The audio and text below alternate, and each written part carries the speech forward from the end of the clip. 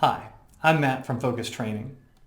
One of my favorite quotes of all time came from a mentor of mine close to 20 years ago. He said, "If you're going to lead, do it on purpose."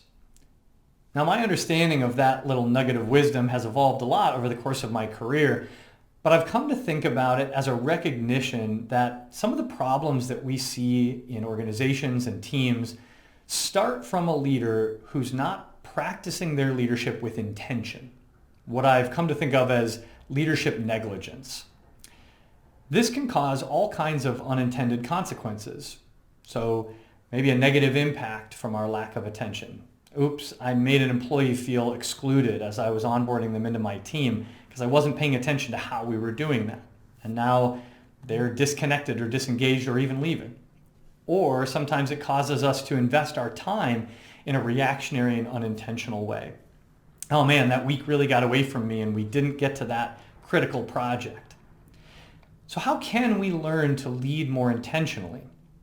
Well, the answer sounds simple, but it takes a lot of practice, and that's to build our self-awareness. One of the things that's been useful for me to do this is practicing the 3 hows. The 3 hows are 3 questions that you try to challenge yourself with from moment to moment as you are leading. They're, how do I want this to go? How is this going? How did that go? So before, for example, you walk into a leadership conversation with one of your employees, you might ask yourself, even just 30 seconds before, how do I want this to go? How do I want to show up in this conversation? What do I want the outcome to be? In the conversation itself, then, you can pause at times to ask yourself, how is this going? Is it going the way I thought it would? Are there surprises here that I should be paying attention to? Have I steered away from the direction I wanted this to go? And then after a conversation, you can ask yourself, how did that go? Did the outcome of that conversation end up the way I wanted it to?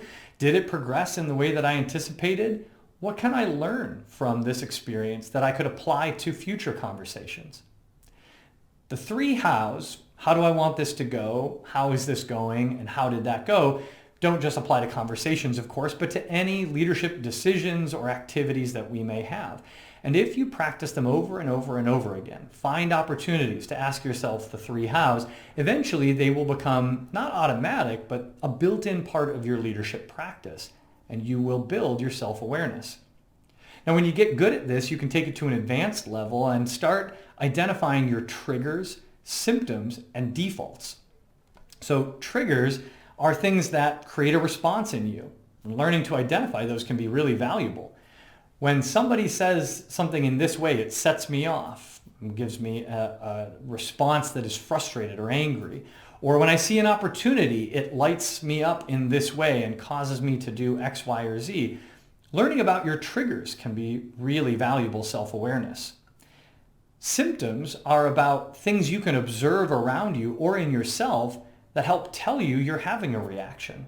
So what can I observe in others at a meeting when I may be reacting more strongly than I wanted to? Maybe it's people kind of giving themselves the side eye. And when I see that at a meeting, it tells me, oh, maybe I'm showing up differently than I hoped to, or this meeting is progressing in a different way than I thought it would go. What can I notice in myself? Maybe I can pay attention to a spike in my blood pressure, or to my voice getting louder, or leaning forward in my chair, or leaning back in my chair and disengaging. These symptoms tell me something about myself. More importantly, they pull me out of a reactionary environment to an intentional environment, where I can look at how I'm showing up and then make decisions about it. The third thing to think about are our defaults, which is, how do we tend to react? How do we tend to act? What behaviors do we reach for without thinking when those triggers and symptoms are active? Do I tend to get defensive when I feel like I'm in the wrong?